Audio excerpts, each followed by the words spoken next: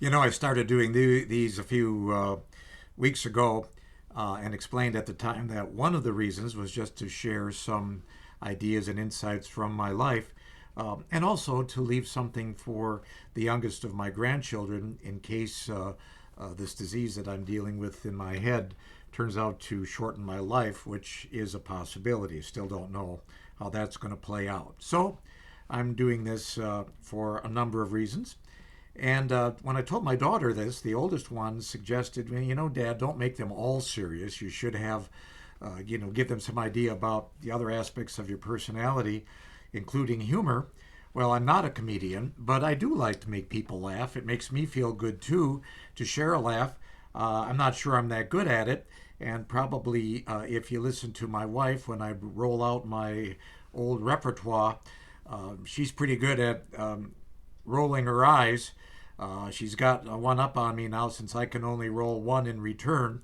But you get the idea. She's heard them all before, and she probably is thinking while she's doing that, well, here we go again. So, what is it about some themes in humor? Uh, you know, I'm taking a risk here because I'm going to really lower myself to the age of my true mentality, which is preteen. I can make my grandkids, some of them, the ones under 10, between say 5 and 10, laugh every time if we talk about body parts, not body parts so much, but body fluids. Poop and boogers are always winners. And you got to wonder, farts are right up there too. And what is it about these things that make us laugh, unless you're above that? But I'll be honest with you. I mean, one of the points of these is to be open and to have nothing to hide. And here I am in my 70s, and I still find those themes rather amusing. I wonder if that's true in Africa and other parts of the world where I've been and have brothers and sisters and sons, figuratively, all that, and daughters. Do they think that way too? I really haven't tested it much outside the U.S. because I'm usually try to be on my best behavior when I'm traveling. And that doesn't call for taking those kinds of risks. But I just wonder if anyone would weigh in on whether people joke about flatulence, which is a very technical term for farting, which again, 9 and 10 and 7 and 6 year olds, boys, just love here to joke about. We could go on and on about those things, but I really don't think I'm going to take that particular risk. Although, if you want to share one or two with me, that's fine, and I'll see if I can remember them. Uh, Humor really does obviously make us laugh. It lightens things. It can be a little bit risky at times if you're in company that really doesn't think it's funny. And generally speaking, I think crudity is more appreciated by males than females. Uh, Maybe they're just being coy, the women that is, and are secretly enjoying it too, but probably not as much as we do, right, guys? Uh, Nonetheless, here it is. It's part of me. It's part of what I hope makes me interesting rather than repulsive. I guess that can swing either way. But I do also hope that that you will, forgive me if I've offended anybody or if I've let you down. But I really try not to live on a pedestal. I'm pretty down to earth, I think, in most ways, even though I don't always act that way, especially when I'm on television. Now, this is something I could have never done on CNN. If you really want to get a bit of humor or the real insights on a person on broadcast television, you really have to look at what we call the outtakes. That is, those parts of their recordings that they get wrong, and then see what they say when that moment arrives, or if someone is playing a joke with them. And those generally end up in a reel that is shown at holiday parties or other events that are open only to people within the group in the broadcast community. But they're not going to get on the air very much, although maybe that's changing. Again, one of the points of doing this series is because I'm not scripted. I'm talking to you as I am, and I enjoy your company. I hope once in a while, at least, you might enjoy mine. A couple of themes that I will share with you more specifically. We came down to Georgia, which is in the southern part of the United States for those of you who are from outside North America. And it is different culturally than the Midwest or the northern part of the country where I was born and spent the first 30 years of my life. So, Wisconsin people speak differently than Georgia or Southern people. We have regional accents here, even though the language is the same pretty much nationwide.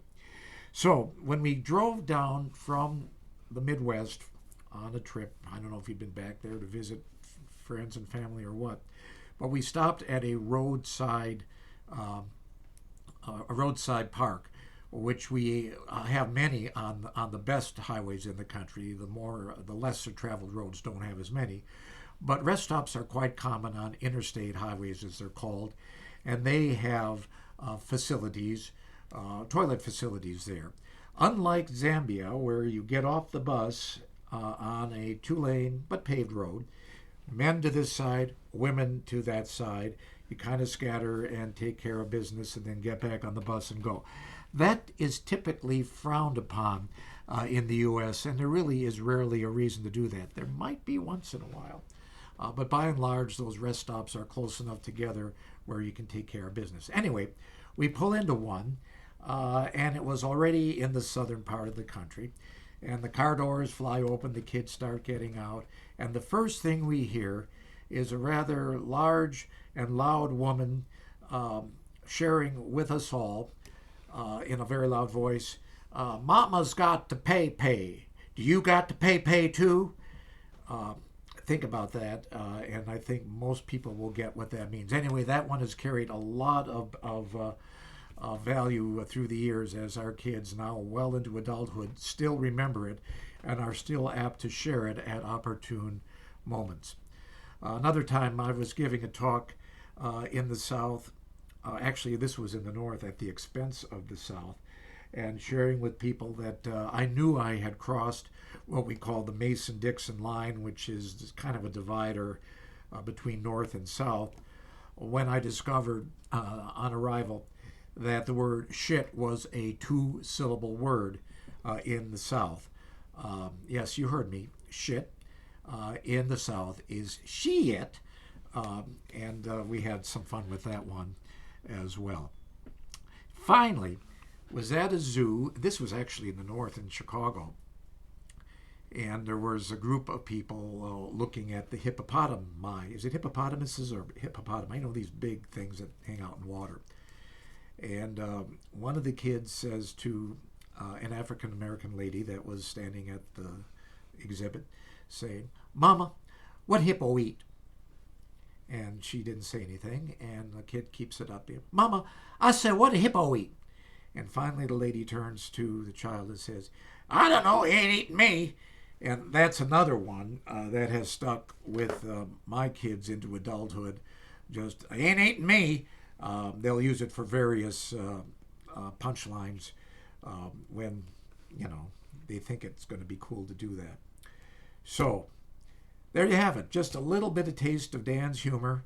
I could really get very specific here, but honestly, the crudity would violate YouTube rules, I'm sure, and very possibly shatter what's left of my image with those of you who see me as a little bit more straight-laced. Honestly, I don't want to come across that way. I want to be a fun lover just like the rest of you are, and it cuts both ways. You can share a few with me, too. By the way, going back to scatological things for a minute, why do we in North America talk about I have to take I'll say it, shit? Honestly, isn't it better to leave one behind? On that philosophical note, I'll close and hope that you will watch another one of these after this one.